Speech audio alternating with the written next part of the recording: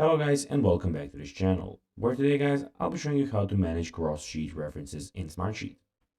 So guys, the first thing that you of course need to do is go to smartsheet.com and you'll be greeted by a website looking similar to this one.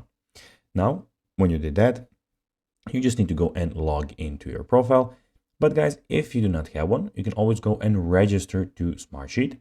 But guys, if you do not know how to do that, you can always go to our YouTube channel where we have plenty of how to Smartsheet videos where you can see how you can do this. Now guys, that we got that out of the way, let's see what we actually have in front of us here.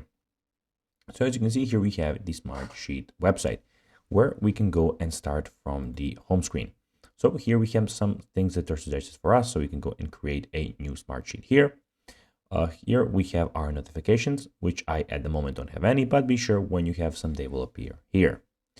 Here you have your folders, so you can browse here from your work apps, sheets, workspace, and deleted items. Here guys, you have the recently opened, and here you have your favorites. And guys, here you have, as you can see, just a second, it's loading. So you have your name. So just one thing guys, all the information that I am entering here is basically fake because for the sake of this video. So here you can search for work apps, share with you, recently updated.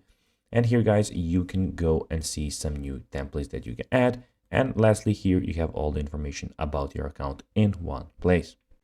Now guys, let's see how you can actually manage cross-sheet references in Smartsheet. Well, to open it, right-click any cell in your sheet and select Manage References. Basically, right-click and click on Manage References. Then the cross-sheet reference manager opens by default, but you can switch to the cell link reference manage using the left panel. So that's basically that. And guys, that will be everything for this video. I hope that you found this video informative.